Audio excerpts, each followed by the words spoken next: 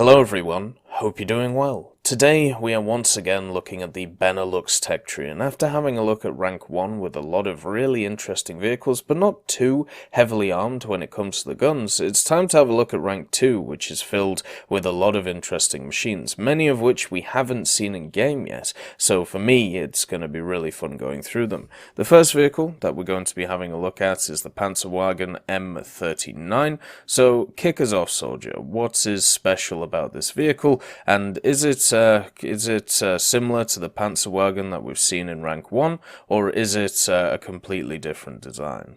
Yeah, so after the M36 and the M38 were pretty liked basically in the country, we wanted our own armored car basically, and DAF came up with again, DAF is a Dutch company, came up with an armored car, and that's the M39. It basically uses the chassis of a sort of truck, and then it just bolts on armor and obviously a turret, and you have an armored car. That's basically how it came about. Again, it's an armored car, armor non-existent, 10 millimeters, but it retains the turret of the M36 and M38, so it still has a 37 millimeter Bofors. It has a Ford Mercury engine, goes around 75 kilometers an hour, and yeah, so performance-wise, it would be pretty similar to the M36 and M38 in that regard, but it would, depending on the place, have a bit more armor perhaps. But yeah, it's a really nice project by DAF to make their own armored car, and would definitely be unique. Also, if you look at the picture, you can see some really odd things poking out. Those are machine guns. It has one on the front, one on the back, and obviously a coaxial.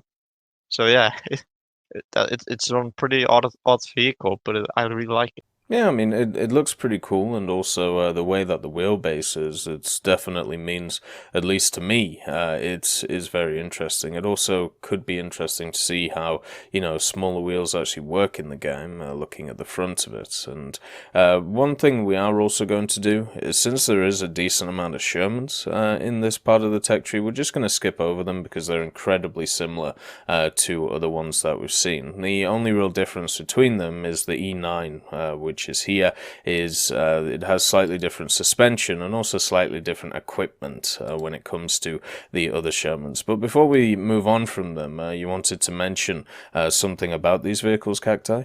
The Shermans we used them post-war. So during World War II, we did not operate any Shermans, or only a few. But the historical part of most of these Shermans is we either got them off a scrapyard, so it came to the point where America was like, yeah, we don't need the Shermans anymore, or Britain. We got most of them through Britain, actually. And we were like, well, we want them anyways, to give them to us, so we got them off a scrapyard. Or it was part of the program to sort of help out Europe again from the Americans after the war, so they were giving out their old equipment. So that's basically how we got a whole bunch of these Shermans. They were just old redundant vehicles that we accepted into our military just to kick things off again. Yeah, and it's something that a lot of countries did, especially with some old tech. That's why you'll see a lot of nations get onto the Sabre hype train, before America went into the Super Sabre and stuff like that. It seems kind of like how it goes, where America makes this shiny new toy, and then they have to pretty much sell or give away their old stuff to other countries, otherwise it just becomes, part of a scrapyard. The next vehicle is, of course, the Sexton 25-pounder. So let us know about this one, Cacti. It is a vehicle I've personally been looking forward to for a long time, so it's nice to see it make an entrance in this tech tree. So yeah, the Sexton, in case you don't know what it is, it's basically a Ram chassis, so that's a Canadian tank, the M3. And then there's basically a big superstructure added onto the top, thinly armored though, keep that in mind, and then a 25-pounder gun. Now, 25-pounder gun, that is a 87.6 millimeter gun. This is basically just a self-propelled howitzer. So when it comes to the ammunition it fires, it'll be smoke, HE, and maybe, I'm not too sure about this, but maybe some sort of a heat round. So it being at rank 2 is a perfect spot for it. It's a large caliber, derpy gun. And well, it being in a Dutch tech tree, just like the Shermans, we got them through either a scrapyard or Britain gave them to us, something along those lines. And for me, the Sexton and then stuff like the Priest and the Bishop being in other tech trees would be really nice to see just overall. I would like to see how these artillery pieces work, not necessarily with a new mechanic, but just overall be kind of an interesting vehicle to have, with not exactly great gun depression. The next vehicle we're going to have a look at is the 1971 DAF, or the YA328 M55. So, is this any relation to the first DAF that we saw in the tech tree, or is this a different design when it comes to it, Soldier? So yeah, here you have a DAF truck. Again, DAF is well known for its trucks and supplied a ton of different trucks to the Dutch military. And so this is one of those trucks. But it normally is obviously a truck, so a transport role or something like that, APC role perhaps. But then in this time they fitted the M55 mount on it. So that's the quad 50 you can find on the M16, for example, in game. But this time it's obviously not mounted in a half track, but on a truck, which could deliver a sort of different experience. The armor would obviously be worse. It doesn't have any obvious as being a truck. But it has this free mount where you can just shoot in basically any direction. And obviously it would be quicker than a half track. So yeah, it's a pretty cool vehicle. And the fact that they decided to equip a truck with a 50 cal quad mount is pretty interesting after the war, obviously. Like it includes the year that it by average came out. So 1971 is the time that this machine came about. So yeah, that should give you a picture of how late people still use the quad 50s. The next vehicle that we're going to have a look at is the T-17E1 Staghound, and this was a vehicle which is kind of missing from the game. We have a few of its brothers in the form of the Boarhound and many of the other machines which are similar to it, such as the Greyhound, but for some reason the Staghound has never made it, and it's also labelled as a bundle vehicle when it comes to this tech tree. So let us know about this cacti. How is it used in Dutch service? So first, let me get something out of the way. You can see a British flag in the background. This is actually a little error on my end, I just realized. So how we got the Staghound was through Britain again. But of course it's an American vehicle, so slight error there, keep that in mind. It being a bundle vehicle, well, of course, at the lower ranks, we wanted to have something special you could get your hands on. And, well, we thought the Staghound would be nice to have. So it's an armored car. I think we all know that. It's armed with a 37mm gun, very typical for a American armored car. But I think something that makes the Staghound quite nice is it has a decent amount of armor. It goes up to 44mm of armor. Now, how we got the Staghound in Dutch service is just the same as the Shermans and the Sexton. They were given out through the Lend-Lease program. So again, we used these post-war. And also, a nice little fact, we still have a couple of Staghounds in the Netherlands here in museums. There are two, actually, from what I could quickly find. There's one in Amersfoort, and there's one in the Overloon Military Museum. So if you're ever in the Netherlands, you want to see a Staghound, those are two places you can go to. The next vehicle on offer is in the event section, and it is the Rang Mark 1, and it is definitely one of those vehicles it would be really nice to see in the game. We obviously have the M4A5 in the American tech tree, even though it should be in the British tech tree, and at least, it would be nice to see its brother replicated or added in some way. Let us know about this vehicle, Soldier, and its place in this tech tree. So yeah, the Ram Mark 1 wasn't really necessary in the tree itself, so that's the reason why it is not there. But the Ram Mark 1 is obviously, well, overshadowed by the Ram Mark 2. But the Mark 1 also existed. But it is obviously a bit worse. So the gun on it is a 2-pounder instead of the 6-pounder, so it performs a bit less in that regard. But it would still be a really nice vehicle to have. And so the Dutch got the Ram Mark 1 again from basically scrapyards just after the war. We'll soon get to the Ram Mark II. That one is a bit different in that regard, but the Ram Mark I was basically junk that we got, and we used it till these vehicles just broke and beyond repair, and then we just throw them away or something, or just shoot at it as target practice. If you ever come to the Nationaal Militaire Museum in the Netherlands, you can see a Sherman that was used for target practice, and there are definitely a few holes in there. The next vehicle we're going to be having a look at is the Humber Mark IV. Now, this is obviously a continuation of the Humber Mark III that we see in Rank 1, and it is really nice to see. What are the differences between the Mark III and the Mark IV here, Cacti, to make it have a higher BR and also be in Rank 2? The only difference between the Mark III and the Mark IV is the turret. So the Mark III, as we mentioned in the previous video, had a 15mm gun in a 2-man turret, and the Mark IV has a 37mm gun in a 3-man turret. So you gain an additional crew member, and the 37mm gun is of US origin, so that's either an M5 or an M6. And yeah, we use these Humbers in the Dutch East Indies, just like the Mark III, and we of course preferred the Mark IV because of its, well, better firepower. Other than that, there's not a whole lot I can say, actually. It's just, it's a Humber. And the Humber, as I said in the other video, is part of a long list of armoured cars that I would like to see for Britain, but if they're represented in other tech trees, I think it's also pretty good. The next set of vehicles is, of course, the Ram 2s, which, Soldier talked about a bit before. So what are these vehicles about, and why are they so special to the Dutch? Yeah, so the standard Ram Mark I, which has the standard 6-pounder, that's a vehicle we basically got from scrapyards. We also use the command vehicle of the Ram Mark II, but that one actually has a dummy gun, so that one wouldn't really fit, obviously, not being able to fire. But we later on, we pretty liked the Ram Mark II, so we wanted more of them. And so we bought 44 Ram Mark IIs, 4 of which were command tanks, so those are basically useless in this regard. But the other the 40 Ram Mark IIs, they were retrofitted with the QF75 gun.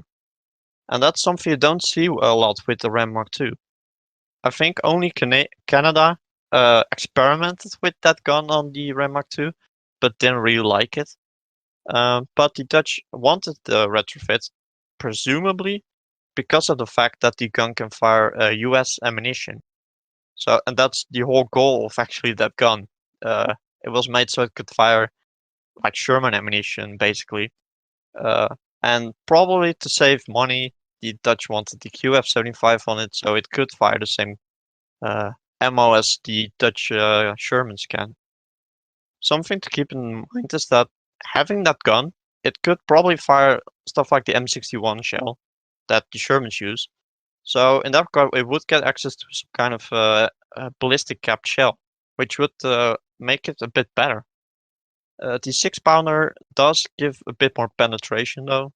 So I think so. That one is a bit of a toss-up. Do you want perhaps a bit more pen or more post-pen damage? The next vehicle, after the M4A39, which of course is another Sherman 105, is the Thornycraft with the 8TL Vickers-Armstrong, which...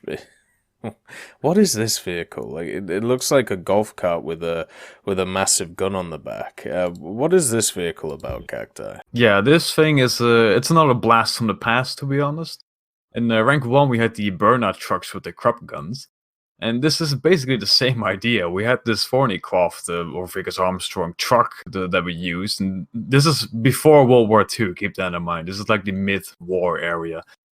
And we had the 3-inch guns laying around, that's 76mm, and we thought, well, let's just combine them together. So what you get here is, well, a truck with the Dutch mounting with the gun on it.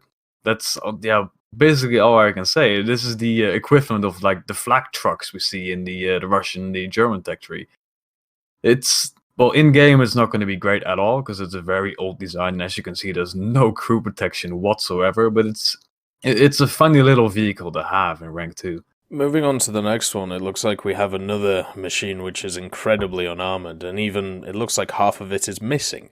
So this is the 1955 DAF A414, and as Soldier said before, obviously DAF made a lot of trucks, and what is special about this one, Soldier? Was this like a custom-made truck design for this, or was this just something they had lying around to stick a 20mm on? So yeah, it's another DAF truck that was used in the Netherlands East Indies. But this time we saw with the Dodge Power Wagon that they took a naval mount and planted it on a truck. Well, this is basically the same thing. You have this twin 20mm naval mount, and you put it on a truck, and for some reason that fits and it works. So yeah, it's quite an upgrade. Basically, it's like you get one 20mm and then 0.7 later you get two 20mm. But yeah, it's quite a lovely vehicle. But again, just like the Dodge Power Wagon, it's very rare. I think there's only one picture of this. So yeah, that's a bit sad to see, but it's a really cool machine. Again, it's a naval mount, basically took from a ship. So you have the ship laying in the harbor, and then you take the mount off, put it on a truck, and there you go. At least it is preserved in some history, with some sort of picture. And moving on, in the premium section, we have another Sherman. It's a 105, the HVSS, and we're going to skip over that to the M4A1 Dozer, which at least offers a little bit, or will offer a little bit of play difference compared to a lot of the other Shermans that we see in this tree. So, obviously, with the Dozer blade, it does bring many opportunities to be interesting. So let us know what you think about that character. Do you think it could give some different gameplay ways of playing, or what do you think? Why would you also put this as an event vehicle instead of just a standard tech tree vehicle? Well, the whole reason of it being an event vehicle is because of the Dozer in the front of it. I think having a Dozer is just very odd to have in the main tech tree. I believe one of the only vehicles that has a Dozer in game is the Centurion Avery of the 165, and that is a premium. So I think the premium and the event area could be a fun little place where you can add these kind of wacky, weird things into the game. And having a Dozer blade on the front is actually, well, not just useful for pushing around rubble, but it's actually useful as armor protection too, because it's basically a big slab of spaced armor. Well, at the Sherman levels, of course, a lot of people are not going to be firing heat rounds, so it's not going to be that effective. But if you keep in mind that one of the Sherman's weak points is the front of the transmission, there's now a big Dozer blade in front of it.